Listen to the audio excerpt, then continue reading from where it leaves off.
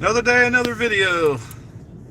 Heading up to the shop. I am just completely, I don't know, we drove the car yesterday and the wind has been outrageous, gusting into the low 30s on air ride with no anti-sway or whatever, anti-roll bars.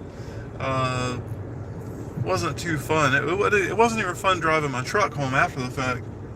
But long story short, I've got to go up to the shop and get to work on the IROC and the 49 both. Saturday, not the, it's a pretty day outside, but it is not, it's chilly for Florida, like 60 degrees, and the wind is blasting. Not as bad as yesterday, though, thankfully. So, anyway, I didn't bring my video camera, and I don't feel like going back to get it, so I won't be able to do a video today. I'm probably going to do a live stream or a little bit later on this afternoon when I get up there.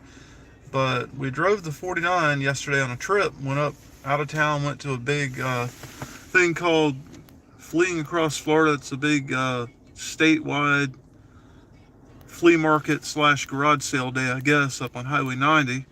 So it's just the northern part of Florida.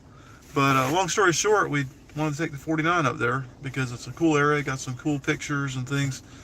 But I've got a drivetrain vibration. I think it's related to the pinion angle, which in hindsight, I set the pinion angle based on the transmission angle, but I did it pretty early on in the build, and I never really went back after everything was completely done and made sure that the pinion angle was right. So I think / hope that it's just a matter of, checking the angle and adjusting the pinion a little bit. But I've got a pretty high speed vibration that only occurs with no loading, and only between 45 and about 58 miles per hour. So unfortunately there was a construction area we were stuck in for about 20 miles and the speed limit was 45. I was pushing, a little bit, trying to run 60 or so, but man, I started seeing workers around, so we had to slow it back down. But then people were pushing me from behind. They don't want you going 40 or 42 in that area, and it was no passing for 20 miles. And even if I pulled off, it would have been, I let 3 people by and then they'd catch up with me again. So we went back a different way, and we were able to run 65 and 70, no problem. But I decided just to go ahead and dump the car off at the shop, and this guy's got all kinds of cool rides over there. Uh, Anyway, we just dumped the car off, even though it was Friday evening and I wanted to take the car home. But between that, it needs to really be looked at and fixed and addressed, hopefully just adjusted. And the fact that the weather is just horrible every weekend. Every Friday and Saturday night, it's breezy as heck, chilly. It's going to be in the low 50s tonight. And I know for you guys that watch me from other areas, that sounds like a dream, but in Florida, 55 is staying inside weather for the most part.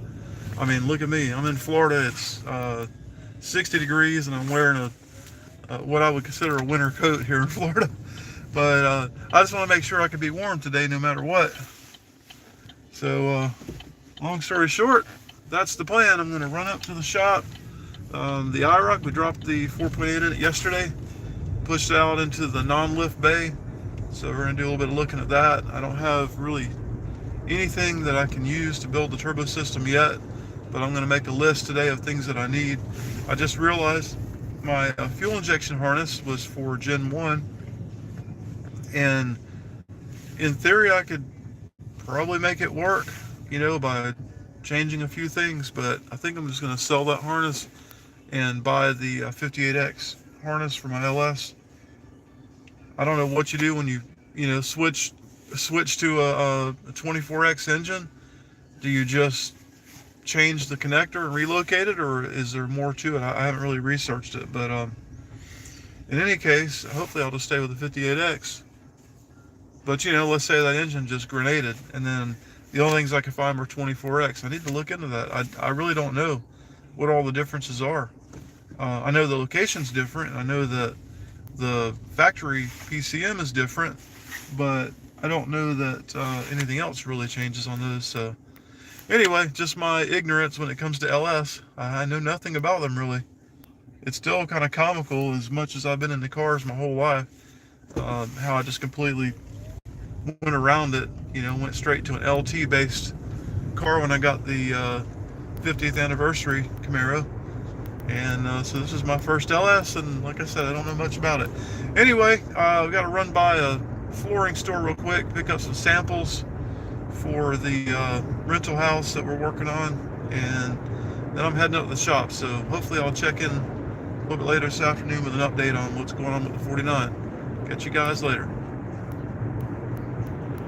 Figure out how to shut off the feed.